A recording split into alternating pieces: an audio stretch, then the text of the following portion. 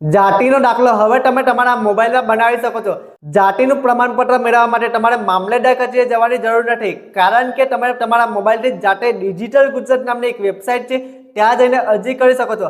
આ અરજીમાં તમારે કયા કયા ડોક્યુમેન્ટ આપવાના છે, કઈ રીતે પ્રોસેસ કરવાની છે, આ રીતે તમે તમારા મોબાઈલમાં જાતે અરજી કરી શકો છો। તમારા મોબાઈલમાં ડિજિટલ ગુજરાત નામની વેબસાઇટ છે તે ઓપન કરી લેવાની છે। પહેલી જે વેબસાઇટ આવે તે જ ઓપન કરવાની અને અહીંયા કોર્નરમાં 3 ડોટનો ઓપ્શન જોવા મળશે। અહીંયા તમારે ડેસ્કટોપ સાઇટ કરી લેવાનું છે। સૌથી પહેલાં તમારે તો આઈડી બનાવવાનું રહેશે। તો આઈડી બનાવવા માટે લોગિનનો ઓપ્શન છે, એની બાજુમાં રજિસ્ટર લખ્યું છે ત્યાં ટિક કરવાનું રહેશે અને તમારે આઈડી અને પાસવર્ડ જનરેટ કરી લેવાનું રહેશે।